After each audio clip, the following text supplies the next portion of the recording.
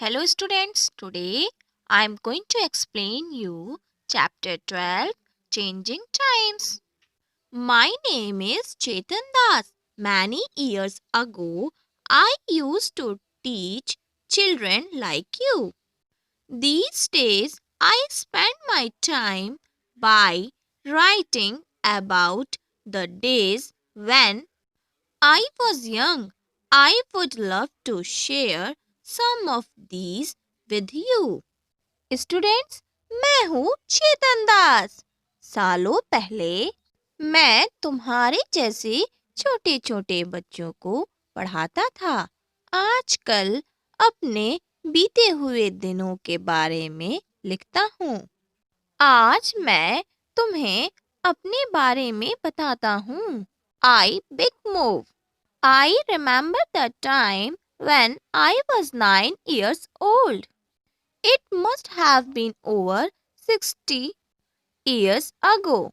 That was when we lived in डेरा गाजी खान। बात तब की है जब मैं 9 वर्ष का था, समझो लगभग 60 साल पहले। उस समय हम डेरा गाजी खान में रहते थे। Today this place is in Pakistan. At that time there were a lot of problems all around us. I could not understand what was happening. आसपास बहुत गड़बड़ हो रही थी, पर उस समय मुझे कुछ भी समझ में नहीं आया था। One day, Baba told us that we have to leave our village and move to another place. I was set to leave my house and my village. That was where I had all my friends, all of us. Baba, Amma, my younger brothers and sisters, and I took a train to come here, near Delhi. बस बाबा ने बताया कि हमें अपना गांव छोड़कर दूसरी जगह जाना है। मुझे अपना घर, अपना गांव छोड़ना बिल्कुल भी अच्छा नहीं लग रहा था।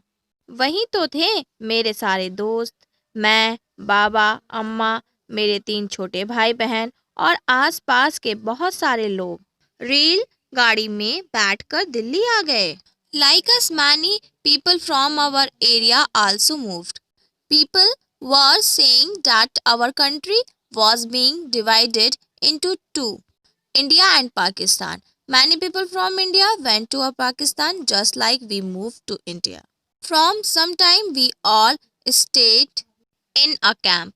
We lived in big tents that were put up in a huge ground. लोग बातें करते थे कि हमारा देश 2 हिस्सों में बट गया है, भारत और पाकिस्तान।